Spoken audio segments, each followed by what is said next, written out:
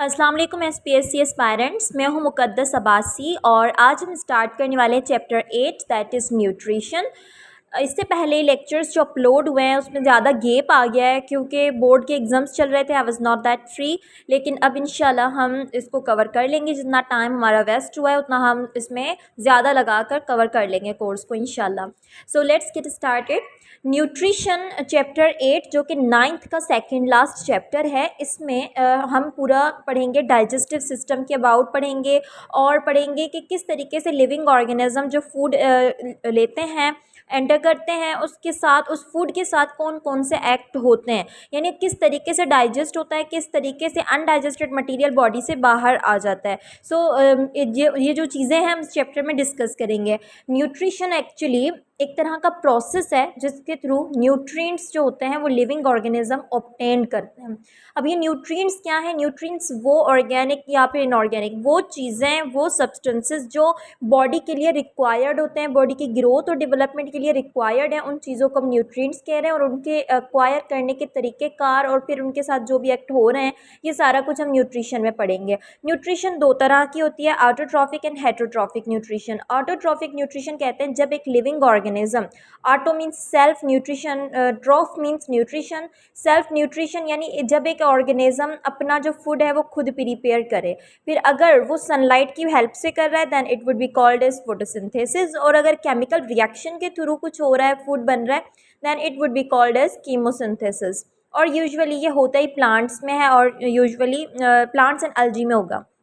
Heterotrophic nutrition में living organism दूसरे organism पर डिपेंड करेंगे for food. Hetero means different, ट्रॉफ means nutrition. अब ये जो दूसरों पर डिपेंड करना, दूसरों से फूड जो है एक्वायर करना, ये तीन तरीक़ों से हो सकता है।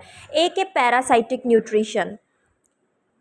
पैरासाइटिक न्यूट्रिशन में जो एक लिविंग ऑर्गेनिज्म जो कि दूसरे ऑर्गेनिज्म से अपना फूड जो है वो हासिल कर रहा है, वो उसके सेल के अंदर रहेगा या फिर सेल के बाहर या फिर लिविंग ऑर्गेनिज्म के सरफेस पे रहेगा और उससे फूड जो है वो हासिल करेगा। अगर अंदर रहकर फूड हासिल कर रहा है then it is called endoparasite, और अगर बाहर रहकर हासिल कर रहा है then it would be called as exoparasite. And some examples are given like cuscuta, leeches वगैरह। सेप्रोट्रॉफिक न्यूट्रिशन में जो लिविंग ऑर्गेनिज्म होगा वो डेड ऑर्गेनिक मैटर पर डिपेंड करेगा। ये जो डेड मैटर होगा उससे अगर फूड हासिल हो रहा है then it would be called as saprotrophic nutrition. ये भी हेटरोट्रॉफिक की ही टाइप होती है। होलोजोइक न्यूट्रिशन में होलो मीन्स होल, जोइक मीन्स एनिमल। इसमें जो ऑर्गेनिक मटीरियल होगा, जो कॉम्प्लेक्स सब्सटेंसेस जो कि फूड के तौर पर एक इंडिविजुअल को लेने हैं वो इंजेस्ट किए जाएंगे। तो इंजेस्टिंग वाला जो प्रोसेस होता है ये होलोजोइक न्यूट्रिशन है। और होलोजोइक न्यूट्रिशन लिविंग ऑर्गेनिज्म में सबसे बेस्ट जो एग्जांपल दी जाती है वो ह्यूमन की है। ह्यूमन भी इंजेस्ट करके ही खाता है। So we are included in this type of nutrition. Amoeba पर आते हैं। देखिए अमेबा के अंदर जो फीडिंग होती है ना वो इस तरीके से है कि जो भी फूड पार्टिकल अमेबा को दिखाई दे रहा है तो जो अमेबा है ना अपनी शेप को उस फूड के पार्टिकल के हिसाब से चेंज करता है। एक तरह से उसकी बॉडी जो होती है वो फ्लो करके कुछ प्रोजेक्शंस निकाल लेती है। उन प्रोजेक्शंस को हम कहते हैं सूडोपोडिया। अब ये सूडोपोडिया इस फूड पार्टिकल को अपने अंदर ले लेंगे। स्टेप 2 में आप देख सकते हैं इस तरीके से अंदर आ गया। अब इसकी होगी डाइजेशन, एब्जॉर्प्शन, और फिर स्टेप 4 में आप देखें कि जो अनडाइजेस्टेड मटीरियल है ये बॉडी से बाहर जा रहा है। सो इन दिस वे अमीबा के अंदर फीडिंग होती है। जबकि पैरामेशियम के अंदर एक ओपनिंग होती है जिसको हम कहते हैं साइटोसोम। ये ऐसा कह लें कि पैरामेशियम का माउथ होता है जिसके थ्रू इंजेक्शन होगी और पैरामेशियम जो है वो एक फूड पार्टिकल को अपने अंदर ले आएगा।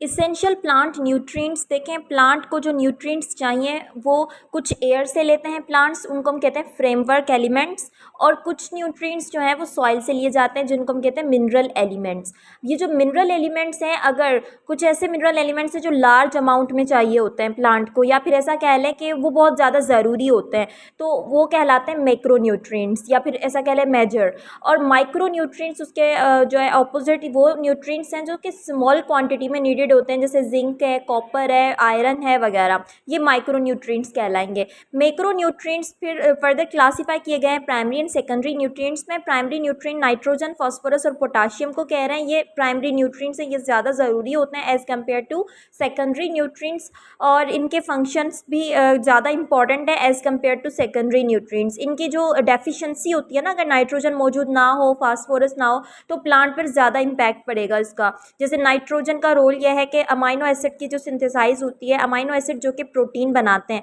अब अमाइनो एसिड की सिंथेसाइज में भी नाइट्रोजन हेल्प करता है, और ये ज़्यादा अमाउंट में चाहिए होता है। इसकी डेफिशिएंसी अगर हो जाए तो प्रोटीन नहीं बनेगी। अब जब प्रोटीन नहीं बनेगी तो प्रोटीन की वजह से ही तो ग्रोथ हो रही होती है, रिपेयर होते हैं सेल्स, तो ये स्टैंडर्ड ग्रोथ जो होती है वो नाइट्रोजन की गैर मौजूदगी में होगी। उसके अलावा पेल ग्रीन लीव्स होने लगते हैं। मैग्नीशियम को देखें तो मैग्नीशियम भी क्लोरोफिल का कंस्टिट्यूएंट है।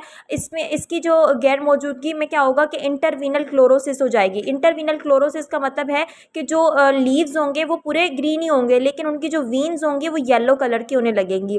तो इस प्रोसेस को हम कहते हैं इंटरवीनल क्लोरोसिस। अब आते हैं 7 मेजर क्लासेस ऑफ न्यूट्रिएंट्स पर। देखिए मेजर क्लासेस ऑफ न्यूट्रिएंट्स जो कि लिविंग ऑर्गेनिज्म को चाहिए होते हैं वो 7 तरह के बुक में गिवन है, जैसे carbohydrate, proteins, fats, water, fibre, ये सारे मेजर क्लासेस ऑफ न्यूट्रिएंट्स में इंक्लूडेड हैं। जिसमें सबसे पहले आ रहा है कार्बोहाइड्रेट। कार्बोहाइड्रेट फूड में ही मौजूद है, हम जो सब्जियां लेते हैं उनमें मौजूद होता है। और कार्बोहाइड्रेट्स जो है इट्स अ एनर्जी सोर्स, ज़्यादा से ज़्यादा एनर्जी जो मिलती है वो सेकंड हाईएस्ट कह लें कि कार्बोहाइड्रेट से हमें ज़्यादा से ज़्यादा एनर्जी मिलती है। और कार्बोहाइड्रेट जो होते हैं ये these are simple sugars, actually ये शुगर्स ही होती हैं। सिंपल भी होती हैं, कॉम्प्लेक्स भी होती हैं। सिंपल की एग्जांपल है सुक्रोज और कॉम्प्लेक्स की एग्जांपल है स्टार्च। सेकेंड क्लास जो है न्यूट्रिएंट की दैट इज़ प्रोटीन। प्रोटीन जो होती हैं वो अमाइनो एसिड का पॉलीमर है, और अमाइनो एसिड से बनने वाले ये पॉलीमर होते हैं। प्रोटीन बॉडी के अंदर जो ग्रोथ होती है, रिपेयर होती है, वो प्रोटीन्स की वजह से होती है। और बॉडी जो प्रोटीन है जो कि अमाइनो एसिड की बनी हुई होती है, इसमें एसेंशियल अमाइनो एसिड्स वो अमाइनो एसिड्स होते हैं जिनको बॉडी सिंथेसाइज नहीं कर सकती। तो ये 10 इन नंबर होते हैं। 10 अमाइनो एसिड ऐसे हैं जो कि बॉडी के लिए नेसेसरी तो है, लेकिन बॉडी इनको सिंथेसाइज नहीं करती। फिर फैट्स पर आते हैं, तो फैट्स जो है वो फैटी एसिड और ग्लाइसरोल से बने हुए होते हैं, और ये भी सोर्स ऑफ एनर्जी है, but they are considered as lowest source of energy. और ये तो कार्बोहाइड्रेट से भी ज़्यादा एनर्जी प्रोवाइड करते हैं। और जो एक्सेस फैट हो जाता है जिसका यूज़ अभी नहीं होता, तो वो जमा हो जाता है। यूजुअली जो जमा होता है वो एब्डोमेन में होता है। तो एब्डोमेन जो एक्सेस फैट जमा होता है उसको हम कहते हैं ओमेंटल फैट। इसके अलावा भी ब्लड वेसल्स में भी कभी फैट एक्स्ट्रा हो तो जमा हो जाता है, और हार्ट की वॉल्स में जमा हो सकता है। और भी बॉडी के पार्ट्स हैं जहाँ पर फैट्स जो होता है, जैसे सबक्यूटिनस फैट है जो कि स्किन के नीचे जमा होता है। तो फैट्स अगर एक्सेस हो जाए तो वो जमा होने लगता है। मेजर न्यूट्रिएंट्स में विटामिन्स भी मौजूद हैं। विटामिन्स जो होते हैं वो बॉडी खुद सिंथेसाइज नहीं कर सकती, इस वजह से हम इनको फूड के थ्रू लेते हैं। जैसे फ्रूट्स वगैरह में विटामिन्स पाए जाते हैं, तो विटामिन्स है ना फूड के थ्रू, वेजिटेबल्स के थ्रू हम बॉडी के अंदर ले आते हैं। अब कुछ विटामिन्स ऐसे होते हैं जो कि फैट के अंदर सोल्यूबल होंगे, और कुछ ऐसे विटामिन्स हैं जो कि वाटर के अंदर सोल्यूबल है, जैसे विटामिन बी एंड सी। मैंने इनके सामने डेफिशिएंसी की डिजीज़ भी लिख दी है कि अगर विटामिन बी की कमी हो जाए तो कौन सी बीमारी होती है, जैसे बेरी हो रही है विटामिन बी की कमी की वजह से, विटामिन सी की कमी से स्कर्वी होगी। अब ये जो विटामिन से बी एंड सी ये वाटर सोल्यूबल है, दैट मीन्स के पानी में ये सोल्यूबल होते हैं। जितना भी हम पानी पियेंगे ये सोल्यूबल होके और पानी के साथ ही जो है वो फ्लो करने स्टार्ट कर देंगे। इस वजह से इनकी क्वांटिटी भी ज़्यादा से ज़्यादा चाहिए होती है, क्योंकि ये पानी के साथ फ्लो कर जाएंगे तो फिर से वहाँ पर नीड हो जाती है। जबकि फैट सोल्यूबल विटामिन्स जो है वो पानी के अंदर सोल्यूबल नहीं होते, फैट के अंदर सोल्यूबल है। तो ये अगर हम ले आएँ बॉडी के अंदर तो काफ़ी दिनों तक चल भी जाते हैं, ऐसा नहीं है कि जल्दी से इनकी कमी हो जाए। विटामिन ए की अगर कमी हो जाए, डेफिशिएंसी हो जाए, तो उससे होती है night blindness, eye infection, rough skin होती है। विटामिन डी की कमी से रिकेट्स और ऑस्टियोमैलेशिया, विटामिन के की कमी से ब्लीडिंग डिसऑर्डर होंगी। तो ये तीनों विटामिन्स और विटामिन ई भी, ये भी फैट सोल्यूबल विटामिन में ही शामिल है, और इनकी थोड़ी डेफिशिएंसी को देख लीजिएगा कि कौन कौन सी बीमारी हो सकती है इनकी डेफिशिएंसी से। मिनरल्स भी हमारी बॉडी को चाहिए होते हैं। मिनरल्स कुछ इनऑर्गेनिक एलिमेंट्स होते हैं, आयरन हो गया, कैल्शियम हो गया, ये मिनरल्स में शामिल है। अगर ये भी मौजूद ना हो तो इनकी कमी से भी मैंने यहाँ पर सिम्टम्स लिखे हुए हैं कि जैसे कैल्शियम की कमी से फेंटिंग होती है, बेहोशी सा फील होता है, हार्ट फेल हो जा सकता है, नम्बनेस, और ये कुछ सिम्टम्स मैंने लिखे हैं, आप देख देख लीजिएगा। अब आते हैं metabolic function of water in dietary fibres पर। वाटर और डाइटरी फाइबर्स ये दोनों भी न्यूट्रिशन में शामिल है। बॉडी के अंदर जो ट्रांसपोर्ट सिस्टम है वो भी वाटर की वजह से है। चीज़ें जो हम खाते पीते हैं वो डिज़ोल्व भी वाटर की वजह से होती हैं, तो वाटर की कमी से बहुत ज़्यादा एडवर्स इफेक्ट्स हो जाते हैं। डाइटरी फाइबर्स जो है वो कंस्टिपेशन को रोकते हैं। तो ये सारी जो हमने अभी फूड के पढ़े हैं ये मेजर कंपोनेंट्स हैं फूड के, तो ये सारे के सारे ज़रूरी है। विटामिन की कमी भी बीमारी कर सकती है, मिनरल्स की डेफिशिएंसी से भी बीमारियां होती हैं, इसलिए ये सातों को जो ना मेजर न्यूट्रिएंट्स कहा जाता है।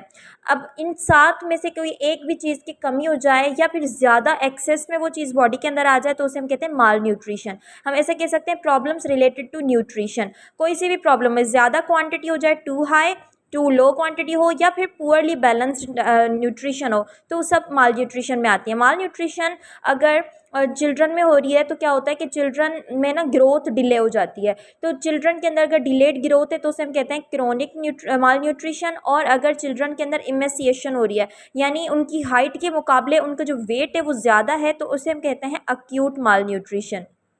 ये कुछ डिसऑर्डर मैंने यहाँ पर लिखे हैं कि अगर प्रोटीन की डेफिशिएंसी हो जाए तो ये दो बीमारियाँ हो सकती है, वाशियरकर और मैरेस्मस, और इनके कुछ सिम्टम्स भी मैंने लिखे हैं। देखें, जैसे वाशियरकर है, इसमें क्या होता है कि जो गट है उसमें स्वेलिंग हो जाती है, बच्चों में ही होती है ये। गैस्ट्रोइंटेस्टिनल सिस्टम इनका जो होता है ना उसमें ऑस्मोटिक इम्बैलेंस हो जाता है और इसकी वजह से स्वेलिंग हो जाती है गट में, और साथ ही साथ लेग्स जो होती हैं वो भी स्वेल हो जाती हैं। कंडीशन को एडिमा कहते हैं। मैरेस्मस में क्या होगा कि जो बॉडी होगी वेट पूरा लूज़ हो जाता है बॉडी का, एक्सट्रीम फैट लॉस, यानी इतना कि बॉडी की सिर्फ हड्डियाँ ही नज़र आ रही होती हैं, बहुत ज़्यादा वेट लूज़ हो जाता है और फेस में कोई चेंज नहीं आता, तो ऐसा लगता है कि ओल्ड मैन का फेस हो। इसमें कोई एडिमा नहीं होता, लेग्स वगैरह जो होती हैं वो बल्कि वेट लूज़ की वजह से और ज़्यादा सूखी हो जाती हैं, स्वेलिंग नहीं होती। अच्छा, उसके बाद मिनरल की डेफिशिएंसी से भी बीमारियां होती है, जैसे गोइटर है, गोइटर आयोडीन की कमी से होता है। गोइटर में क्या होगा, जो थायराइड ग्लैंड है ना उसमें एनलार्जमेंट हो जाती है, गला बिल्कुल बाहर सा लग रहा होता है कि बाहर आया हुआ है। एनीमिया जो है वो भी आयरन की कमी की वजह से होती है, और इसमें ब्लड की कमी हो जाती है, और ब्लड के भी रेड ब्लड सेल्स की कमी हो जाती है, इस वजह से रेस्पिरेशन में डिफ़िकल्टी होगी। So this condition is called anaemia. ये कुछ डेफिशिएंसी डिसऑर्डर है, आप देख लीजिएगा। आपसे इस तरीके से भी सवाल पूछा जा सकता है कि मैरेस्मस जो है वो किस डेफिशिएंसी से हो रहा है, प्रोटीन की डेफिशिएंसी से, कार्बोहाइड्रेट, या फिर मिनरल की डेफिशिएंसी से, या फिर विटामिन्स की डेफिशिएंसी से। तो आप इनको इस तरीके से पढ़ें। ह्यूमन डाइजेस्टिव सिस्टम, इस जो पूरे चैप्टर का जो मेन टॉपिक है, जिससे सवाल अगर बन सकते हैं तो वो एक्सपेक्टेड टॉपिक ये है, ह्यूमन डाइजेस्टिव सिस्टम। इसको 1 पेज में मैंने डिफ़ाइन कर लिया है कंप्लीट। आप इसको गौर से देख लें, इसका स्क्रीनशॉट ले लें। स्क्रीनशॉट अगर यहाँ से क्लियर नहीं आता तो मैं अपने फेसबुक पेज पर इन सब के नोट्स अपलोड कर देती हूँ, तो वहाँ से आप देख लीजिएगा। So let's get started. Human digestive system, ये जो डाइजेस्टिव सिस्टम है, हम कहते हैं कि ऐसा सिस्टम जिसके थ्रू जो फूड हमने खाया है, वहाँ खाने से लेकर फूड, जैसे हमने ओरल कैविटी में हम उसको ले आए, तो अब फूड के साथ जो कुछ होता है वहाँ से लेकर इजेक्शन होने तक, बॉडी से खारिज हो जाने तक, उसके साथ जो कुछ होगा फूड के साथ, वो सारा डाइजेस्टिव सिस्टम कहलाएगा। और ह्यूमन के अंदर खास तौर पर हम पढ़ रहे हैं, that's why we are calling it as human digestive system. अब ये जो ह्यूमन डाइजेस्टिव सिस्टम है वो एक ही कैनाल में होता है। फूड के एंटर होने से फूड के इजेक्ट होने तक जो कुछ हो रहा होता है वो एलिमेंट्री कैनाल में हो रहा होता है। ये एक तरह की पाइपलाइन है जो कि माउथ से लेकर एनस तक आ रही होती है, और 9 मीटर लॉन्ग ये एक ट्यूब होती है। तो स्टार्ट ये होती है ओरल कैविटी से, या हम इसको कह लें कि माउथ से स्टार्ट हो रही है। फूड हम सबसे पहले माउथ में ले आते हैं, एक बाइट की फॉर्म में आता है फूड। अब यहाँ पर जैसे माउथ में इसको ले आते हैं तो दो तरह की डाइजेशन होगी, एक होती है मैकेनिकल डाइजेशन, दूसरी होती है केमिकल डाइजेशन। मैकेनिकल डाइजेशन हम कहते हैं जैसे ही हम अपने टीथ को इस्तेमाल करके फूड को च्यू करना स्टार्ट करते हैं, चबाना स्टार्ट करते हैं, मैस्टिकेशन करते हैं, और ये पूरा जो मूवमेंट हो रही होती है ना फूड की हमारे दांतों की मदद से, that is called mechanical digestion. ठीक। और साथ ही केमिकल डाइजेशन किस तरीके से होती है, देखिए मुंह, हमारे जो टंग है ना, ज़बान के नीचे 3 होते हैं सैलिवरी ग्लैंड्स, 3 सैलिवरी ग्लैंड्स होते हैं जहाँ से सलाइवा निकल रही होती है। अब ये जो सलाइवा है इसके अंदर एंजाइम होता है अमाइलेज, ये स्टार्च की पार्शियल डाइजेशन करता है। तो ये जो सलाइवा है इसका मिक्स हो जाना फूड के साथ और फिर थोड़ी बहुत स्टार्च की डाइजेशन होना, that is called chemical digestion. तो ये दोनों तरह की डाइजेशन ओरल ओरल कैविटी में हो रही हैं। ओरल कैविटी के बाद जो फूड है वो थोड़ा बहुत पेस्ट की फॉर्म में हो जाता है, लेकिन इतना ज़्यादा भी नहीं, अभी भी पार्टिकल्स जो होते हैं वो लार्ज साइज़ के हो रहे होते हैं। अब जो फूड है जिसको हम कह रहे हैं बोलस, अब ये जो बाइट हमने लिया था ये क्या बन गया, बोलस बन गया। ये बोलस कहाँ पर आएगा, फेरिंग्स में आएगा। अब जो ये बोलस है ये फेरिंग्स में एंटर होता है। फेरिंग्स एक तरह का पैसेज वे है जो कि फूड के लिए यहाँ से ना फूड का पाइप भी निकल रहा है, यहाँ से एयर का पाइप भी निकल रहा है। यानी जो हम ऑक्सीजन एंटर करते हैं हमारी बॉडी के अंदर, जो ऑक्सीजन आ रही होती है तो वो माउथ ओरल कैविटी से होती हुई कहाँ से गुजरती है, एयर पाइप से गुजरती है, विंड पाइप से। और उसी के बराबर में है समझो कि फूड पाइप। ये दोनों पाइप जो हैं, अब ये एक कॉमन रास्ता है जो कि इन दोनों पाइप की तरफ जा रहा है। अब इस कॉमन रास्ते को हम क्या कह रहे हैं, फेरिंग्स कह रहे हैं। तो ऐसा होता है कि अगर फूड जो पार्टिकल है वो एयर पाइप में चला जाए तो इसे हम कहते हैं चोकिंग।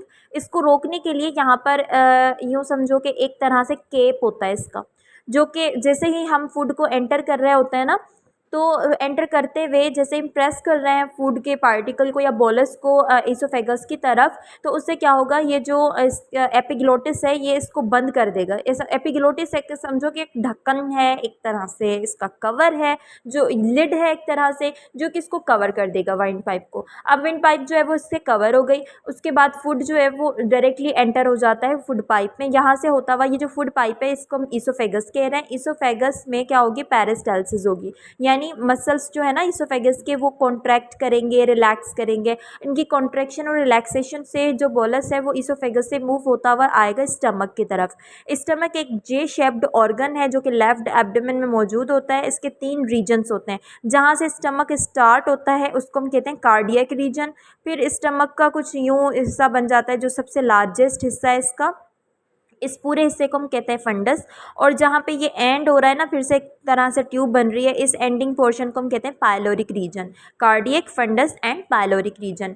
अब क्या होगा कि स्टमक के अंदर फूड की डाइजेशन मैकेनिकली भी होती है और केमिकली भी होती है। मैकेनिकल डाइजेशन क्यों होती है, क्योंकि जो स्टमक की वॉल्स है ना वो मूव करना स्टार्ट करती हैं, जिसको हम कहते हैं चर्निंग। इससे फूड के जो पार्टिकल्स हैं वो मिक्स होना स्टार्ट होते हैं और डाइजेशन भी साथ के साथ हो रही होती है। This is called mechanical digestion. Chemical digestion होती है गैस्ट्रिक जूस के थ्रू। गैस्ट्रिक जूस जो कि स्टमक से निकल रहा होता है, इसमें हाइड्रोक्लोरिक एसिड मौजूद होता है, म्यूकस होता है और पेप्सिनोजिन। पेप्सिनोजिन एक एंजाइम है जो कि इनएक्टिव होता है। HCl एक एसिड है, जैसे ही एसिड रिलीज होता है ना तो ये जाता है पेप्सिनोजिन को एक्टिव करने के लिए और पेप्सिनोजिन को कन्वर्ट कर देता है किसमें, पेप्सिन में। फिर ये जो पेप्सिन बनी अब ये प्रोटीन को डाइजेस्ट करेगी और इसके साथ साथ ये जो हाइड्रोक्लोरिक एसिड है ये माइक्रो ऑर्गेनिज्म को भी किल करता है। अब जो फूड है वो अपनी केमिकल मैकेनिकल डाइजेशन से बहुत ही पेस्ट की फॉर्म में चला जाता है। इस पेस्ट को हम कहते हैं काइम। थिक पेस्ट होती है ये। अब ये जो काइम है ये स्टमक से होता हुआ आएगा स्मॉल इंटेस्टाइन में। स्मॉल इंटेस्टाइन की शेप आप बुक में लेट मी देखिए, स्मॉल इंटेस्टाइन ये पोर्शन जो है ये पूरा स्मॉल इंटेस्टाइन है और ये लार्ज इंटेस्टाइन है। तो स्मॉल इंटेस्टाइन को आप देखें इतने सारे पाइप्स की तरह ना ये बना हुआ है कि यहाँ पर फूड की कंप्लीट डाइजेशन हो जाती है तकरीबन। इसके 3 पार्ट्स होते हैं स्मॉल इंटेस्टाइन के, ड्यूडेनम, जिज्यूनम एंड इलियम। इसमें से ये जो पार्ट है ना ड्यूडेनम, इसमें तकरीबन डाइजेशन कंप्लीट हो जाती है, मोस्टली डाइजेशन यहाँ पर हो जाती है स्मॉल इंटेस्टाइन के ड्यूडेनम पार्ट में। अब जो ड्यूडेनम है यहाँ पर, या ऐसा क्या समझ लो कि जो स्मॉल इंटेस्टाइन है इसमें 3 तरीके के ज्यूसेस आते हैं। एक वो ज्यूस है जो इसका खुद का बनता है, स्मॉल इंटेस्टाइन से ही रिलीज होने वाला जूस है जिसको हम कहते हैं इंटेस्टिनल जूस। और एक जूस आता है पेनक्रियाज से, पीने वाला जूस नहीं होता, ये डाइजेशन वाला जूस है, पेनक्रियाटिक जूस जो कि पेनक्रियाज से आता है। और तीसरा जूस है बाइल। बाइल जो है वो लिवर से आ रहा होता है। तो ये तीनों जूसेस मिलकर कंप्लीट डाइजेशन कर लेते हैं फूड की। अब जो बाइल जो कि लिवर से आ रहा है लेकिन स्टोर कहाँ पर होता है, गाल ब्लेडर में। इसको प्रोड्यूस लिवर करता है और जो ये स्टोर होता है वो गाल ब्लेडर में होता है। अब ये जो जूस होता है ना ये फैट को डाइजेस्ट करता है, जितने भी फैट्स होंगे, लिपिड्स होंगे उनको डाइजेस्ट बाइल करेगा। पेनक्रियाटिक जूस में ये 3 तरीके के एंजाइम होते हैं, ट्रिप्सिनोजिन, लाइपेस और अमाइलेस। ट्रिप्सिनोजिन जो कि बाद में एक्टिव होकर ट्रिप्सिन बनेगा। ट्रिप्सिन प्रोटीन की डाइजेशन करेगा, लाइपेज लिपिड्स को, और अमाइलेज कार्बोहाइड्रेट को डाइजेस्ट करता है। इंटेस्टिनल जूस जो कि स्मॉल इंटेस्टाइन की लाइनिंग से सिक्रेट होता है, इसमें चारों ग्रुप्स की डाइजेशन हो जाती है, carbohydrate, fats, proteins, nucleic acid, ये चारों फूड जो उनके जो मेजर पार्ट्स हैं, ये चारों ही इसमें डाइजेस्ट हो जाते हैं इस जूस से। और ये तीनों मिलकर पूरे जो फूड का पार्टिकल आया था, बल्कि पार्टिकल नहीं था, अब तो ये पेस्ट बन चुका था, उसकी फर्दर कंप्लीट डाइजेशन यहाँ पर हो जाएगी। और डाइजेस्ट होने के बाद जो डाइजेस्टेड मटेरियल है वो स्मॉल इंटेस्टाइन में एक फिंगर लाइक प्रोजेक्शंस होती हैं इस तरीके से, जिसमें ब्लड की वेसल्स भी होती हैं। तो ये फूड के पार्टिकल्स जो कि डाइजेस्ट हो गए वो विलस की तरफ जाएंगे, और वायलस के थ्रू जो है ना ये पूरी बॉडी में एब्जॉर्ब होने के बाद डिस्ट्रीब्यूट भी हो जाते हैं। और जो अनडाइजेस्टेड पार्ट बचता है it moves towards large intestine. Large intestine जो कि इजेशन में हेल्प करेगा। अब ये जो लार्ज इंटेस्टाइन होता है इसके भी थ्री पार्ट्स होते हैं। Let me show you it's picture. ये जो थ्री पार्ट्स हैं जिसमें ये स्टार्टिंग वाला पोर्शन जो कि स्मॉल इंटेस्टाइन से लार्ज इंटेस्टाइन की तरफ स्टार्ट आ रहा है ना, ये सीकम कहलाएगा। और इसी सीकम के बराबर में देखें एक ट्यूब लाइक प्रोजेक्शन है that is called vermiform appendix. इसका कोई यूज़ नहीं होता बल्कि आगे जाके ये मसला ही कर देती है, वर्मीफॉर्म अपेंडिक्स। उसके बाद सीकम के बाद ये जो पोर्शन जा रहा है कंप्लीट, इस पूरे को हम कहते हैं कॉलोन। अब कॉलोन के तीन पोर्शन आप देख रहे हैं, एक वो पोर्शन है जो कि ऊपर की तरफ जा रहा है that is called ascending colon, और ये है ट्रांसवर्स कॉलोन, ये है डिसेंडिंग कॉलोन। डिसेंडिंग कॉलोन के बाद इसका लास्ट पोर्शन स्टार्ट हो रहा है दैट इज रेक्टम। रेक्टम के बाद आता है एनस, जहाँ से जो अनडाइजेस्टेड फूड है वो इवॉल्व हो जाएगा, इजेक्ट हो जाएगा। अब जब फूड के अनडाइजेस्टेड पार्टिकल यहाँ से मूव कर रहे होते हैं तो वो थोड़े पेस्टी होते हैं अभी भी, क्योंकि उसमें अभी भी वाटर मौजूद होता है, कुछ वाटर के मॉलिक्यूल्स अभी भी मौजूद होते हैं। तो जैसे यहाँ से मूव कर रहा होता है ना ये पेस्ट, या ऐसा कह रहे हैं कि बाउल, तो जो मूव कर रहा होता है ये अनडाइजेस्टेड मटेरियल, तो उसकी वाटर की हो जाती है रीएब्जॉर्प्शन, या फिर जो भी यूज़फुल मटेरियल होता है उसकी रीएब्जॉर्प्शन हो जाती है कॉलोन में ही, और फिर ये थिक पेस्ट बन जाता है जो कि ड्राई भी बन जाता है, और ये रेक्टम में हो जाता है स्टोर। उसके बाद ब्रेन के ही सिग्नल से ही आउट भी हो जाता है बॉडी से through the anus. So this was all about digestion. Human digestive system यहाँ पर कंप्लीट होता है। इस तरीके से डायग्राम वे में आप समझेंगे तो ये याद भी रहेंगी चीज़ें, वरना हर एक टॉपिक को अलग से पढ़ने से हम भूल भी जाते हैं चीज़ें। ओके, अब हम इसके एमसीक्यूज सॉल्व करते हैं। एमसीक्यूज में first MCQs is select the mismatch. Mismatch select करना है। प्रोटीन अमाइनो एसिड, ये मिसमैच नहीं है क्योंकि अमाइनो एसिड से प्रोटीन बनता है। कार्बोहाइड्रेट ग्लूकोज, ग्लूकोज जो है वो कार्बोहाइड्रेट ही है। और फेट्स स्टार्च, नहीं, स्टार्च जो है वो कार्बोहाइड्रेट है, फेट जो है वो एक अलग क्लास हो गई। न्यूक्लिक एसिड एंड न्यूक्लियोटाइड ये भी सेम ही है।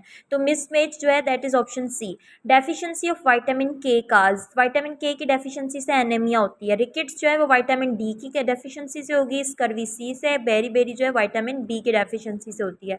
Period of rapid growth and development, rapid growth and development adolescence में होगी।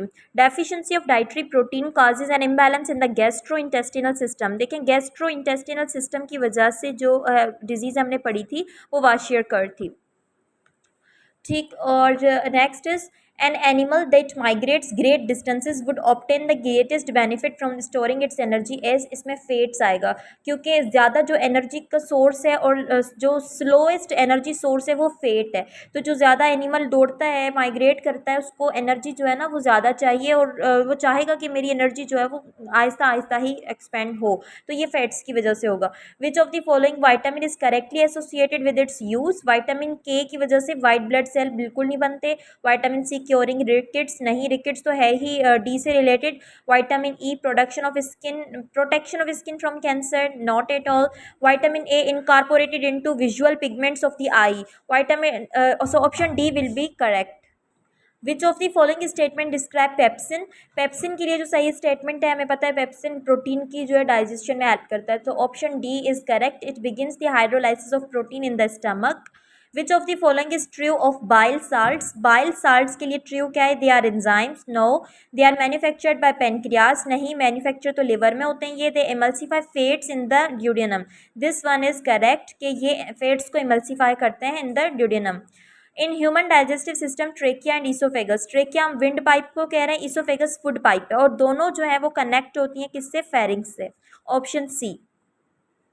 All are sources of calcium except red meat जो है is not a source of calcium. तो यहाँ पर ये चैप्टर कंप्लीट होता है और इससे रिलेटेड एमसीक्यूज फर्दर आप इंटरनेट से सॉल्व कर सकते हैं। Thank you so much. अल्लाह हाफिज़।